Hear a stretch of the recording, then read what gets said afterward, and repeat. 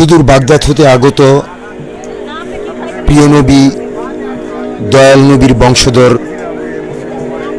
সুলতানুল আউলিয়া হজরত শাহ আলী বগদাদি রহমাতুল্লাহ আলাইহির বাৎসরিক ওরস মোবারক আজ 19 মে থেকে আগামী 21 মে পর্যন্ত অনুষ্ঠিত হয়। প্রিয় দর্শক, আসসালামু আলাইকুম। হজরত শাহ আলী বগদাদির বাৎসরিক ওরস মোবারকে প্রথম দিনে রওজা মোবারকের সামনে থেকে আমি সোহাগ আপনাদেরকে সকলকে জানাচ্ছি অনেক অনেক শুভেচ্ছা, শুভকামনা এবং রওজার অনেক অনেক সালাম এবং আল্লাহর ওলি বিশ্বে যত আছে সবার প্রতি রইল রওজা মোবারকে অনেক অনেক সালাম।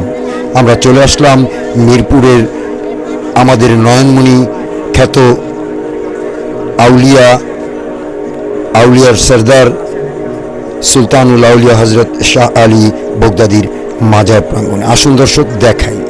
এখন এইখানে দেখতে পাচ্ছেন হাজার হাজার ভক্ত আশেকান এবং দূর দূরান্ত থেকে হাজার হাজার মানুষ বাস কিংবা যে যা দিয়ে পারে প্রতি বছর এই বাৎসরিক ওরস অর্থাৎ সুলতানুল আউলিয়ার জন্মদিন পালন করতে আসে। তো চলে আসলাম সিন্নি ডেগের সামনে। আমি কিছু দান করলাম এই সিন্নি ডেগে। তারপরে দেখলাম এখানে আগরবাতি মোমবাতি জ্বালিয়ে দেখেন দর্শক কি সুন্দরভাবে যার যার মতো ভক্ত আশেকানরা পালন করছে হজরত শাহ আলী বগদাদির বাৎসরিক ওরস মুবারকের প্রথম দিন।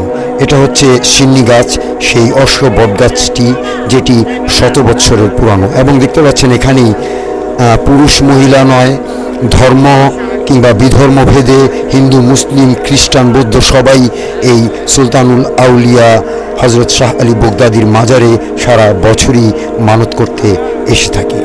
তারপর আপনাদেরকে নিয়ে আসলাম হজরত সুলতানুল আউলিয়া শাহ আলী বগদাদির রওজা মুবারকের মূল গেটটির সামনে, যেখানে লেখা আছে এবং যেখানে ভিতরে ঢুকে মানুষ জিয়ারত করে। কিন্তু আজকে মোটামুটি এটাকে বন্ধ রাখা হয়েছে। আজকে কাউকে ঢুকতে দেওয়া হবে না, এটা ঢুকতে দেওয়া হবে শেষ দিন।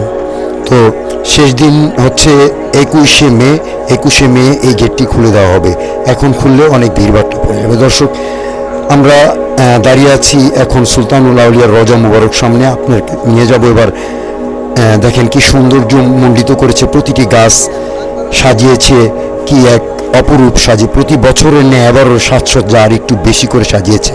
এবার একটু নেশা টেশার অবস্থান এখানে কম দেখা যাচ্ছে। দেখতে পাচ্ছেন ভক্ত আশেকানরা যার যার আস্তানা তৈরি করে এবং বাউল শিল্পীরা যার যার আস্তানা তৈরি করে হজরত শাহ আলী বগদাদির বাৎসরিক ওরস মোবারক প্রতি বছর এইভাবেই পালন করে আসছে যুগ যুগ ধরে।